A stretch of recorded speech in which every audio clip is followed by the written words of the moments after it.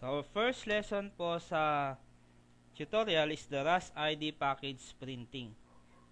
So, pag na-shot nyo na po yung picture or yung person, so, ang suggestion po dito, meron po kayong dalawang curtain. Isang light at isang dark. So, kung light po yung kanyang damit, so, i-shoot nyo po sa dark background.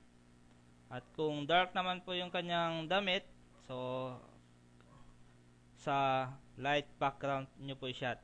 So, yung suggested color is white curtain and dark blue curtain. So, let's say, na-shot nyo po sa light curtain. So, tapos maganda po yung lighting nyo. So, pag open sa Photoshop, okay, so, yan, click nyo po yung picture, double click, or right click nyo, tapos open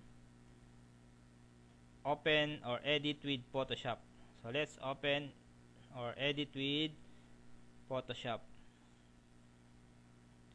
Okay, so once na po sa ating workspace na po siya, so, ang gagawin nyo po is choose the crop tool, so, or click the crop tool or press the shortcut key na C.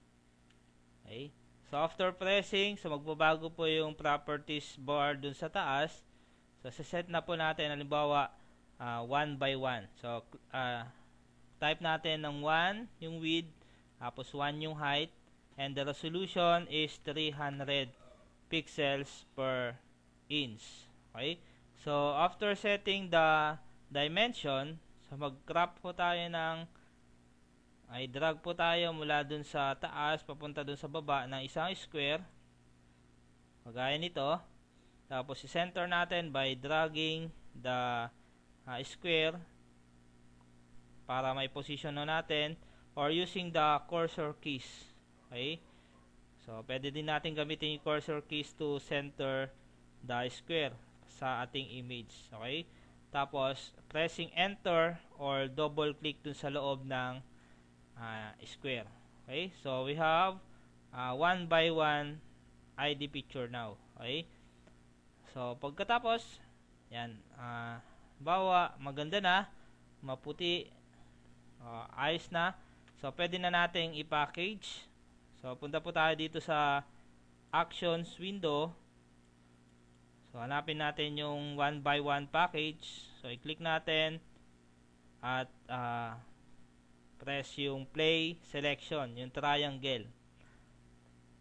Okay, so yung Photoshop na po or yung action na ho yung bahalang mag-automate ng task. Okay, so mapapansin nyo dito may mga blue, so guides lang ho yan. So sa actual prints hindi po yan ma-print.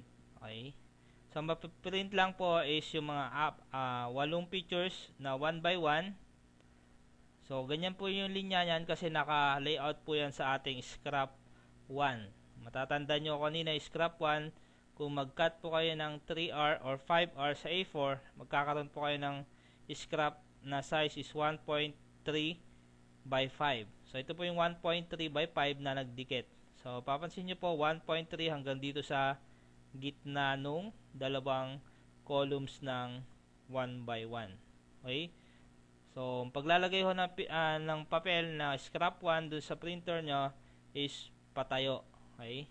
So, dapat ho nakatayo yon para patayo din ho yung pagkakaprint ng 8 1 by 1 po ito. Okay? So, after that, so, punta kayo dun sa file, tapos print preview or control P.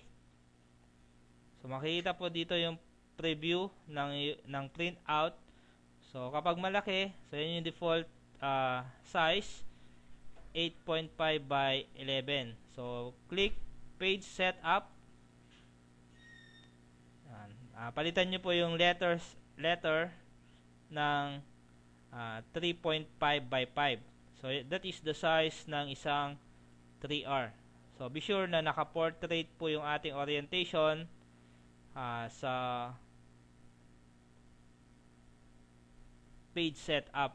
Okay? So, kung ibang printer nyo po ang gamit, so, Lahat naman ng printer may page setup. So, be sure na may 3.5 by 5. Kung wala po, gamitin nyo po yung custom sizes ng inyong page setups. Okay, so, click OK.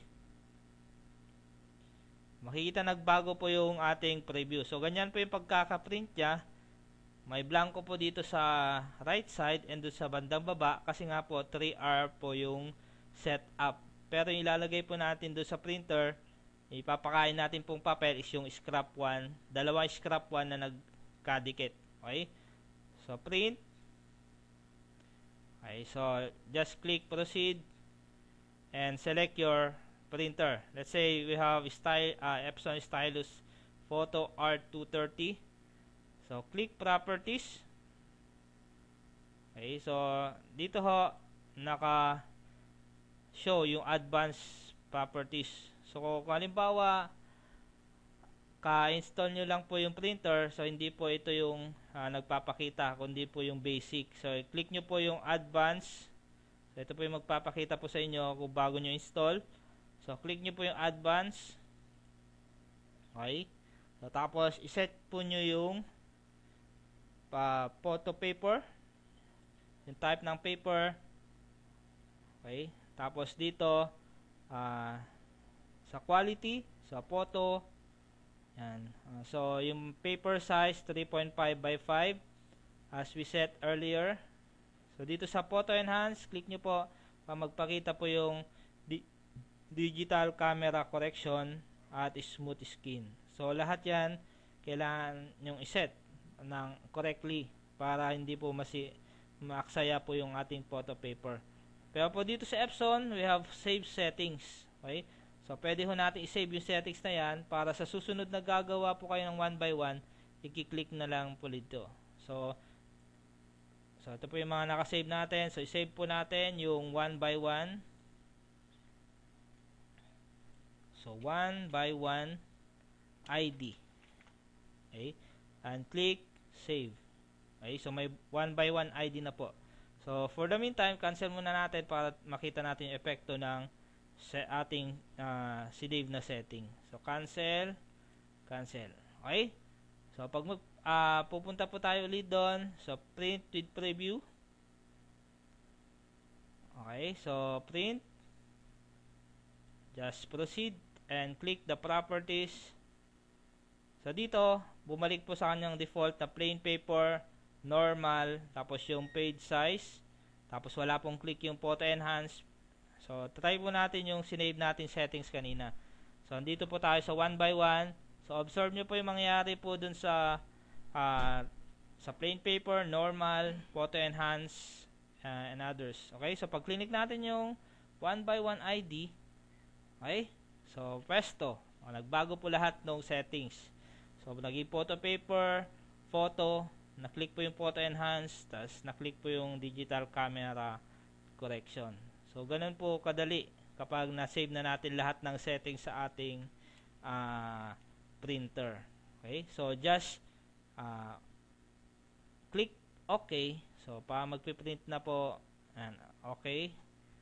So, pupunta na po siya sa queue ng ating printer.